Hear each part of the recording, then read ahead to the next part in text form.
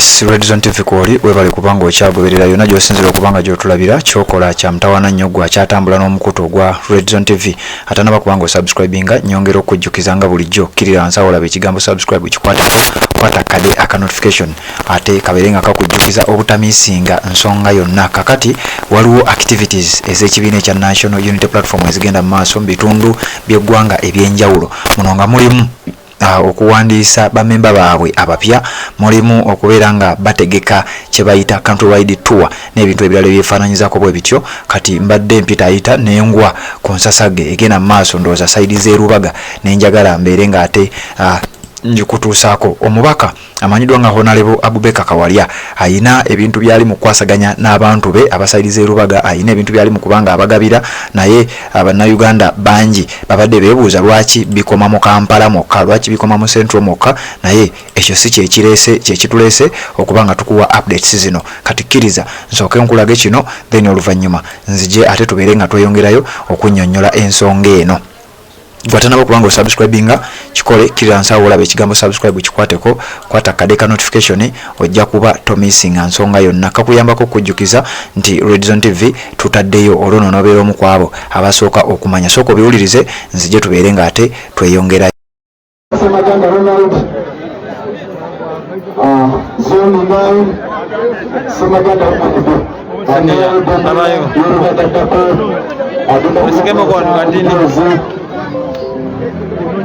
Adunda kubakwasa n'omupiira,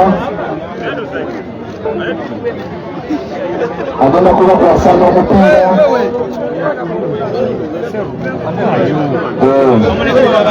abakwasiza n'omupiira kano kakati zone 1 nemudala zone 1 musembere kumpi zone 1 musembere zone 1 musembere kyokubanga kyogera town ombaka akakwasiza empira mujongereko omukyala namula alimu okujerungujja abakwasiza abazone 1 amujeeza agenda kubakwasa n'omupiira nongera Kaida Foundation yagala kugawa omujeeza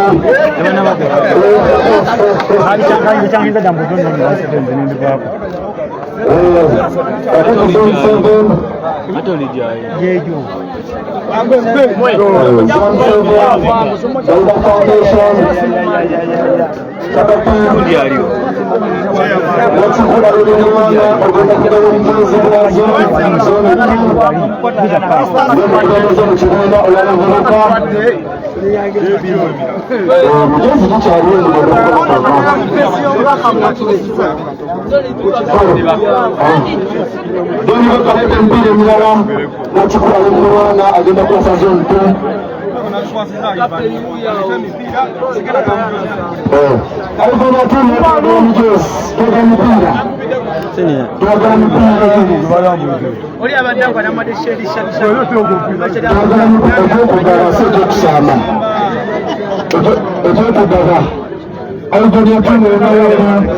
twagala mupiira ekyokugaba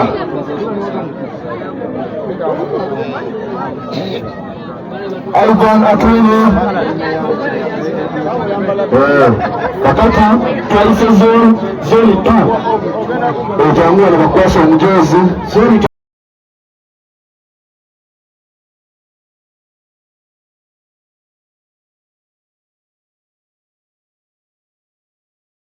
Yes, Red Zone TV kwoli webale kubanga okyagoberera ekyo kiri mu kugenda mu maaso wali erubaga.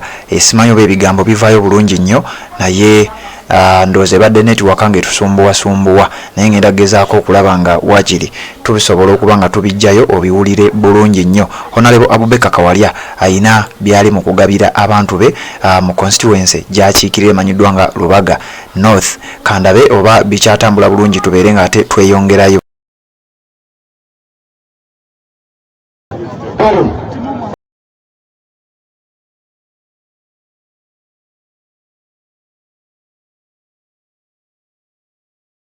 Yes, gwatanaba kubanga osubscribinga nyongera okusaba n'okujjukiza nti kirira wansi olabe ekigambo subscribe kikwateko kwata kade aka notification kakuyambako okujjukiza nti Red Zone TV tutaddeyo ensonga yonna. Jjukira 226 ali kumpi atandise okusembera kati abasajja bano bali mu kwetegeka. Bali mu kwetegeka abagenda okubanga bakwasaganya ensonga ez'enjawulo kyovolaba nga bakola activities ezo zolaba bakola buli omu ali mu kusaawa ya kwetegekera kigenda kubeera nga kiddako. Gwali ku mukuto gwa Red Zone TV ffe tuliwo kuwa buli kimu ekinaba kivaayo side eyo kyovolaba nga nkujjukizanga obeere nga osubscribinga obeere nga tomisinga ate nsonga n'emu ku nsonga zonna ezigenda mu maaso ezo zolaba ate obeere nga obeera omu ku abo abasooka okumanya ebintu bino byonna nga bikolebwa. Olwo kijja kubanga kikuyamba okutambula naffe mu nsonga zino. Nja kusaba mu abagenda mu comment section ne muteekayo obubaka musigale nga mukikola era mbeebaza abatambudde naffe nga mukyakola ekintu ekyo nga mukola omulimu ogwo ogw'okgenda nga mu comment section ate ne mubeera nga babusoma obanga mutuwa ensonga ze tuba tutandikirako nga mutuwa ebirowoozo byammwe ku bintu ebiba bigenda mu maaso. Nyongera n'obajjukiza ku nsonga zonna ze tuzze nga tuteesaako abatuwa amaloboozi gammwe mwenna mbeebaza. So njagala kubanga nkwongerayo ne bino ebiri erubaga olabe Honorable Abeka Kawalya bw'abadde akikwasaganya n'abantu be aba Lubaga North ng'ate abawa ebirabo ebyenjawulo kyembadde njagala okuba ng'ate nkutuusaako. Jjukira olunaku lwajjo era baabadde awo mu kifo kimu kyekimu ye ne Ssaabakunzi w'ekibiina ekya National Unity Platform amanyiddwa nga Chairman Nyanzi babaddewo nga balina ebikujjuko ebirala bye bayisa. Babadde balina ensonga endala ze bakwasaganya sayidi awo nyini mu kaweefube waabwe ow'okwongera okuwandiisa bammemba abapya mu kibiina ekya National Unity Platform. Mukolo gwatambudde era nkakasa gwe yabadde ku mukuto ogwa Red Zone TV buli kimu wakifunye bulungi nnyo.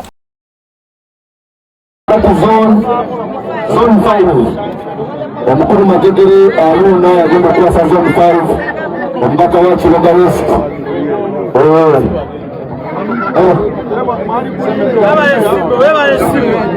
Temugenda wala batafuna emipiira, temugenda wala mmere kumpi kakati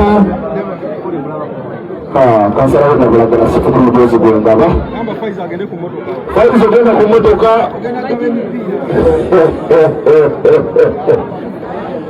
kano tuvuzayo emipiira